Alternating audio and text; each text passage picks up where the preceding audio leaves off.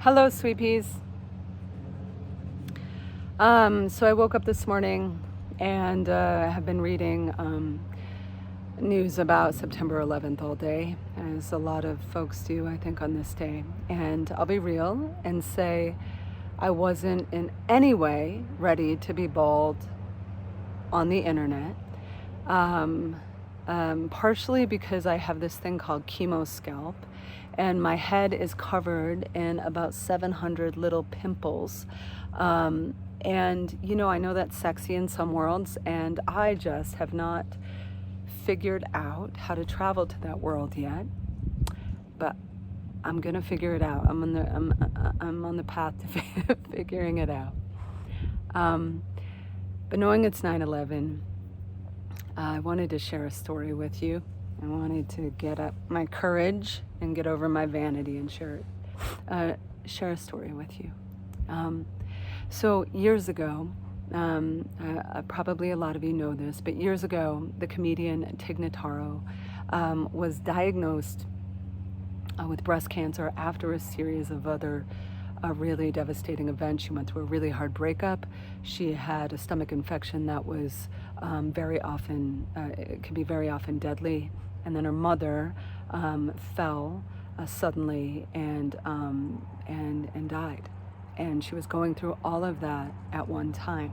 And I remember hearing from friends, because Tig and I, we had mutual friends, but we weren't close. I was part of a political performance group that did shows that she would sometimes attend because she had a friend in that group. And I remember every time she'd come to a show, I would try to be so funny, and God, I never pulled it off. I never ever pulled it off. I would be less funny than I had ever been in my life trying to impress her. But anyway, during that time when everything was happening with her, I got a call from her, which was unexpected because we didn't know each other well. And I remember I was driving to a wedding in New York, and it was late at night. And she started telling me about her experience, what it was to be going through all of that and what it was waking her to. And I remember the repeating refrain that she kept saying was that that she couldn't stop feeling that not a second of this life is promised to any of us. And all she could feel was love. She was overwhelmed with how much love she felt. She felt so much love for everyone in her life, for strangers, for people that she may have previously held grudges towards. And she was talking about this love. And I was driving, and tears were just my shirt was drenched with tears. And one of the things that she kept mentioning during that conversation was 9/11.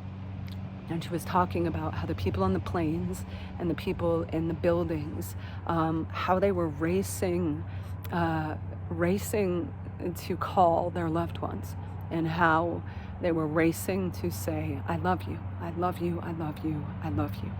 And how they had nothing to say about that.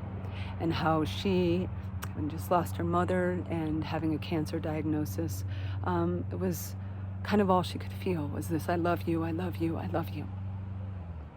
I remember being so rocked by it, so shook by it, felt so changed by it. And at the time, Tig didn't feel like she could properly express everything that she was feeling just through comedy, which I think ended up proving to be wrong. I think that she did it very well through comedy. But so she wanted to collaborate with some other artists, and wanted poetry to be a part of it, and asked me if I could help express what she was feeling in a poem. We worked together with some other musicians who were incredible over a weekend in Austin, trying to put it all together. And I had written something I liked, and I remember being in the studio, and Tig was so positive, and the musician was so positive, and I was this grumpy little shit, because I could not get down with what I had written, and I couldn't pinpoint what was missing. I kept thinking the words are right, but something's missing. And it wasn't until my cancer diagnosis that I understood what had been missing. It was that I hadn't lived what I was talking about. And so I wasn't really saying something that I had honestly experienced and felt. And then when I got the diagnosis, it was like there was nothing to me but love. I could feel nothing but love. I could feel nothing but the presence of my own mortality and the mortality of everyone around me, everyone I encountered. And my heart, it felt like my heart could be as big as the earth and still not be large enough to fit all the love that was happening inside of it. And so I suddenly understood why I couldn't write that piece years ago in a way that felt honest. And so I woke up today and I was thinking about all that. I was thinking about Tig and how grateful I am for her and for that moment. And I was thinking about all the folks who died in those buildings, on those planes, and everyone who knew them.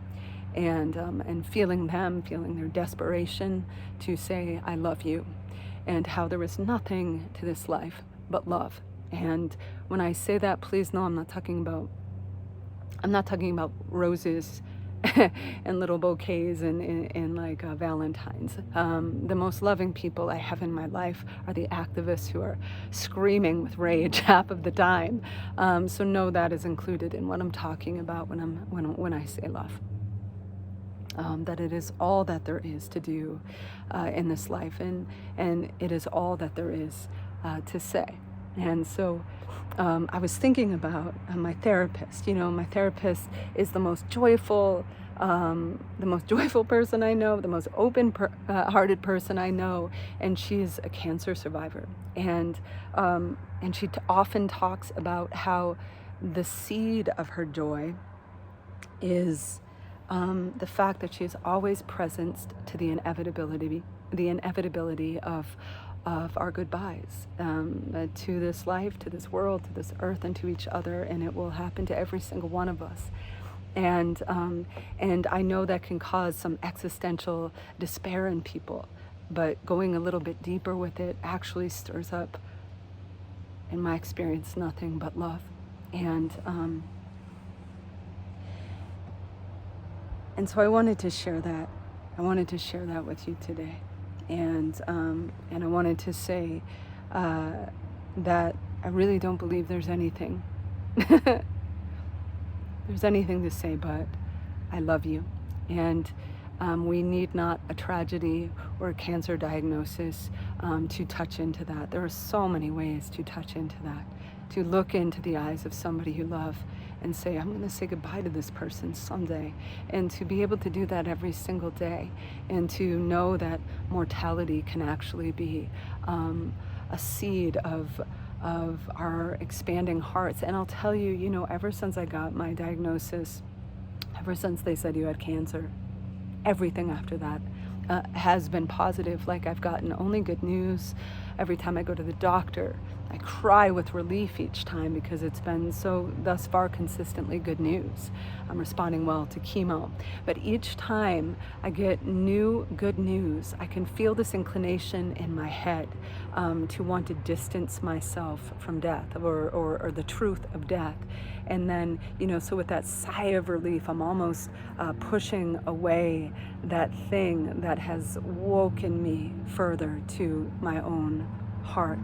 And I notice the consciousness that is required to stay in that place of presencing all of this, to stay in my own open heart.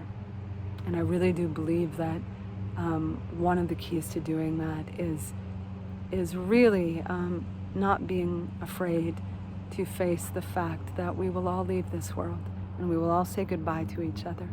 And that in itself is really a diving board to bliss, because to be in a state where you're feeling love all the time, it's so blissful. It's really blissful, and it's really true. It's the truth of who we are. So I'm sharing this story with you all today, hoping that it helps, and I hope that you've enjoyed my bald head, acne and all. And